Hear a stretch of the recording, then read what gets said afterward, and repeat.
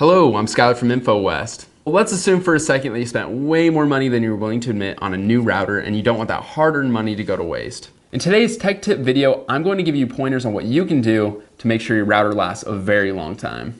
The very first thing we want to do is to make sure we put our router in a spot where it has plenty of room to breathe as well as out of harm's way. I know for me, I love my soda, I love my hot chocolate, but our router is certainly not a fan. Pointer number 2, keep your router out of the sun. We must make sure that we keep our router in a spot where it stays nice and cool, because if it overheats, this leads to a greater potential of component failures going forward. Lastly, pointer number 3, treat your router every once in a while. Give it a little spring cleaning because dust buildup can cause harm.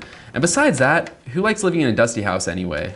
I hope these pointers were helpful in maintaining a healthy router. If you have further questions, feel free to visit our website at www.infowest.com or speak to us directly at 435-674-0165 extension 2. Until then, thanks for being a part of our family.